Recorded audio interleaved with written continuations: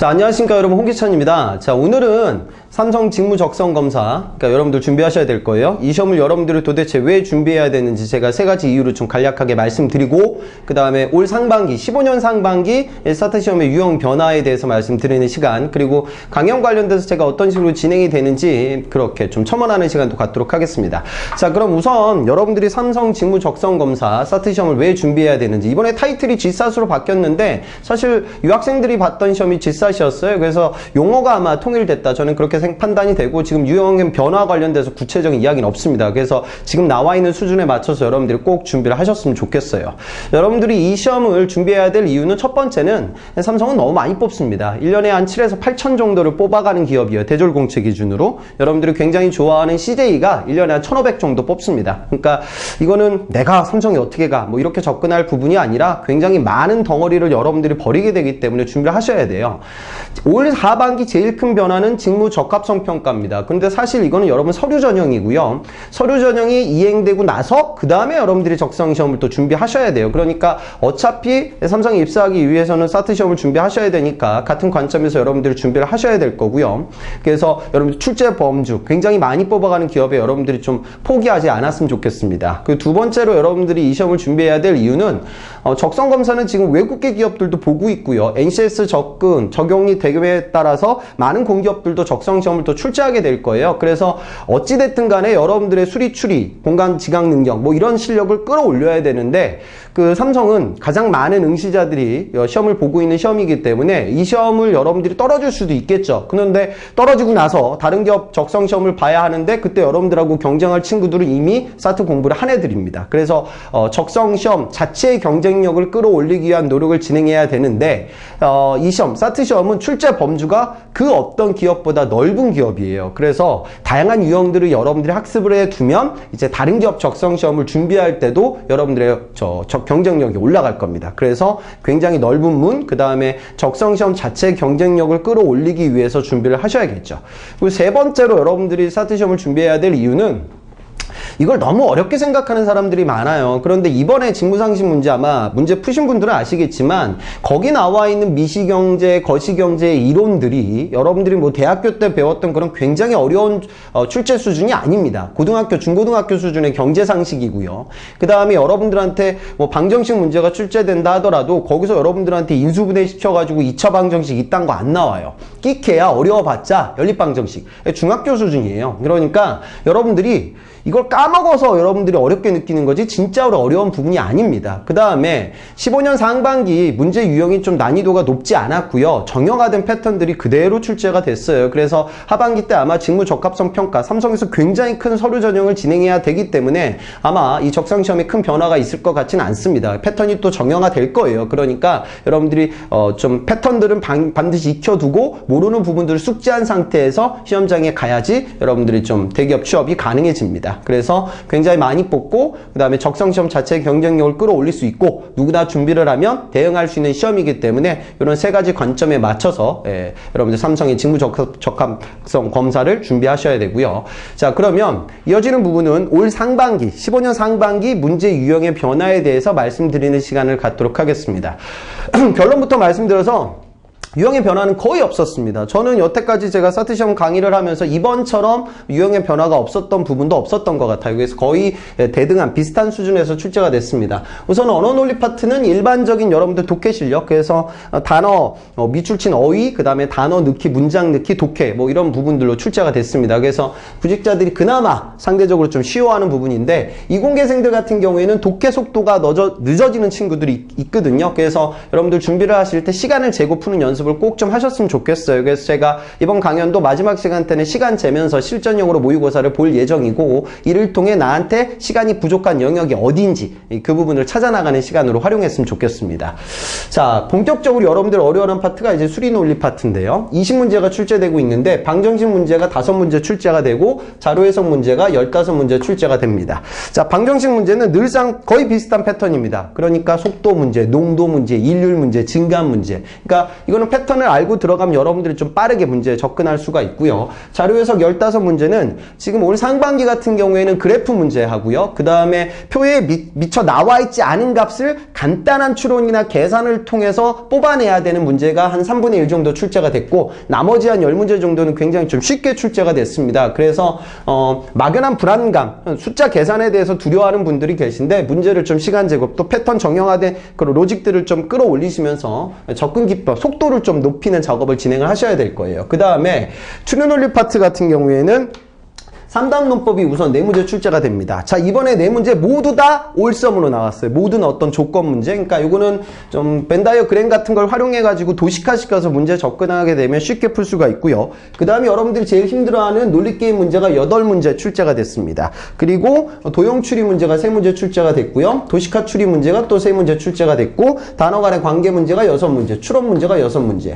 단어 간의 관계, 추론, 이건 사실 과거의 언어 논리 파트에 거의 근접했던 유형이에요. 그래서 여러분들이 어렵지 않게 접근을 할 수가 있고, 3단 논법은 제가 아까 말씀드린 기법을 통해서 어느 정도 적용이 가능합니다. 그 다음에 이번에 도식화 추리 문제는 굉장히 쉽게 출제가 됐어요. 이게 3문제인데 한 세트거든요. 그래서 이것도 패턴 기법 제가 말씀드릴 거고, 3문제에 나와 있는 도형 추리 문제는 이번에 2문제는 쉬웠고 1문제는 굉장히 어려웠습니다. 그래서 이 부분은 시각적 사고하고 비슷한 유형이다. 여러분들이 추리 논리에서 제일 당락을 좌지우지하는 팩터는 이 논리게임 8문제가 될 겁니다. 그래서 그 추리 파트는 여러분들 이건 눈으로 푸시면 안 돼요. 그러니까 추리 문제를 보면서 눈으로 푸는 친구라고 하면 그런 친구들은 삼성에 입사하시면 안 됩니다. 더 훌륭한 일을 하셔야 될 거예요. 그러니까 당연히 손으로 푸셔야 되기 때문에 강의 시간 때 제가 빠르게 도식화시키는 기법, 그리고 제 강의를 듣든 안 듣든 여러분들 준비를 하실 때 눈으로 풀지 말고 나와 있는 식단, 시간표, 뭐 그래프 뭐 이런 것들을 빠르게 도식화시키는 기법들이 여러분들 손에 익혀져 있어야 돼요. 그래야 정해진 시간 내 문제를 풀 수가 있습니다. 자, 그래서 이런 부분들에 맞춰서 강연이 이루어질 거고요. 그 다음에 시각적 사고는 여러분들이 굉장히 힘들어하는 부분인데, 이번에 전개도 문제가 6문제 그대로 출제가 됐습니다. 전개도 문제는 크게 2가지 유형으로 나뉘어요. 첫 번째는 전개도를 입체도형을 보여주고 틀린 전개도를 찾으라는 문제, 전개도 보여주고 다른 입체도형을 찾으라는 문제가 있고, 전개도만 5개 보여주는 문제. 후자가 조금 더 어렵습니다. 근데 올 상반기는 그렇게 어렵게 출제되진 않았고요. 나와 있는 거, 그러니까 여러분들이 그 전개도를 그냥 이것도 마찬가지로 어떤 여러분들이 좀 손을 활용하셔야 돼요. 그래서 패턴들의 연결고리를 좀 잡게 되면 그나마 접근할 수 있는 속도감이 좀 올라갈 겁니다. 그 다음에 윤곽 문제, 이것도 해마다 출제가 됐던 부분이에요. 그래서 윤곽은 위에서 봤을 때, 앞에서 봤을 때, 옆에서 보여줬을 때 그 뷰를 보여주고 입체도형을 찾아라는 문제. 그 다음에 입체도형을 다른 걸 5가지 막 복잡하게 돌려둡니다. 그 다음에 다른 도형을 찾으라는 문제가 6문제 출제가 됐어요. 이거는 계속 출제가 됐던 유형들입니다. 이번에 큰 변화는 없는데요.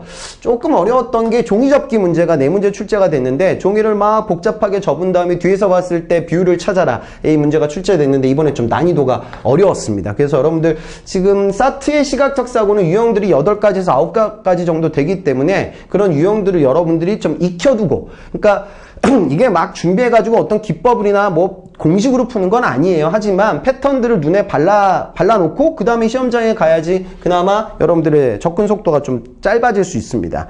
그 다음에 또 펀칭 문제. 펀칭 문제가 작년 하반기 때 안 나왔다가 올해 상반기 때 또 나왔습니다. 자르기 문제는 안 나왔고요. 종이를 복잡하게 접은 다음에 펀치를 뚫어서 펼쳤을 때 그런 구멍의 개수라든가 패턴을 찾으라는 문제가 또 4문제 정도 출제가 됐습니다.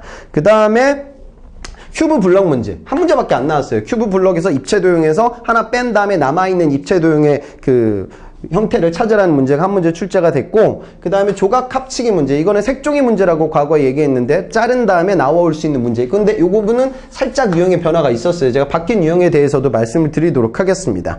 그 다음에 조각 찾기 문제가 또 2문제. 이거 조각 찾기 문제는 뭐냐면 파티클, 그러니까 막 자른 다음에 거기서 나올 수 없는 파티클을 골라라, 이런 문제가 또 출제가 됐어요. 그래서 유형이 지금 보면 한 8가지 정도 되거든요. 그래서 복잡한 유형들 여러분들이 다양하게 뭐 눈에 좀 발라두고 익혀두고 시험장에 가셨으면 좋겠습니다.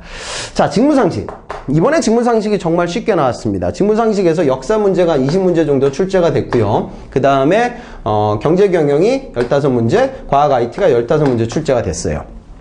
자, 그런데 이번에 직무상식에 저는 2가지 좀 키워드가 있는 것 같아요. 첫 번째는 기초과학의 부활, 그러니까 기존에는 뭐 안드로이드나 타이젠 이런 좀 과학 IT 문제가 많이 출제가 됐었는데 이번에는 순수 과학 상식 문제가 출제가 많이 됐습니다. 그래서 이 또 좀 특이한 측면이 생물 문제가 서너 문제 출제가 됐고 편서품 관련돼서 지구과학 문제도 출제가 됐거든요. 그래서 여러분들이 중학교 때, 고등학교 때 공부했던 물리화학이 아주 기본적이고 문이과 분리는 사라졌기 때문에 아주 어려운 건 안 나와요. 기본적인 유형의 과학 패턴은 반드시 학습을 진행하셔야 되고 경제경영은 뭐 해마다 맨날 나오는 환율 문제, 뭐 퍼피, 수학 문제 제가 맨날 강의하는 내용들 그대로 출제가 됐습니다. 그래서 이 부분은 요거 학습은 나중에 경제경영 관련돼서 여러분들이 학습할 내용이 토론 면접이나 PT 면접장, 임원 면접장에서도 재료가 될 거예요. 그래서 제가 강연을 할 때도 마케팅 기법들을 강연을 할 텐데 이 부분은 나중에 PT 면접장 가도 내가 써야 된다. 이런 측면에서 접근하셨으면 좋겠습니다. 재미난 게 이제 역사인데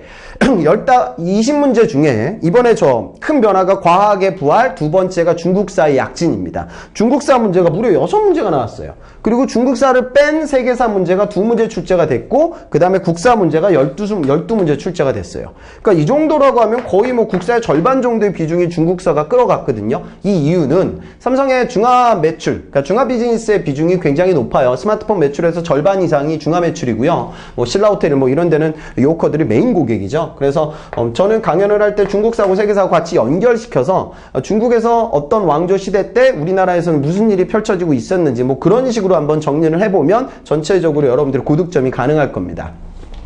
자, 이 방송 보는 분들 나는 삼성 안 갈 건데 뭐 그런 분들도 계시겠죠.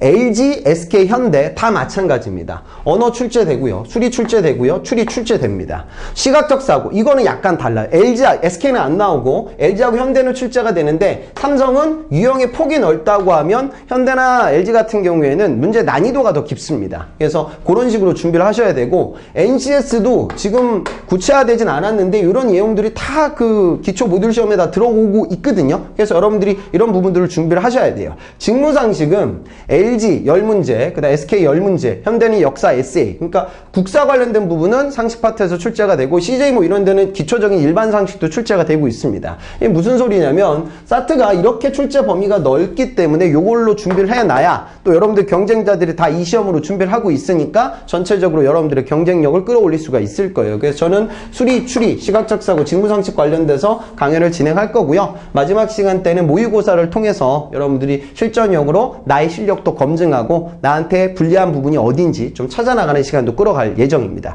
자, 그럼 이거 언제서부터 준비해야 되냐? 여러분들 하반기의 가장 큰 차이점은 뭐냐? 상반기보다 일정이 굉장히 타이트합니다. 아마 하반기 뛰신 분들은 아실 거예요. 하반기 9월 달에는 자소서 쓰는데 올인하게 돼요. 그러니까 그때 편안하게 적성시험을 공부한다는 게 어렵기 때문에 여름방학 때 바로 준비를 하셔야 돼요. 그래서 8월 말까지 이런 부분 자기소개서, 그다음에 직무 검사, 직무 여러분들 스터디, 기업 분석, 면접 할 것들이 굉장히 많기 때문에 최대한 빠르게 템포를 좀 끌어올려서 준비를 하셨으면 좋겠습니다.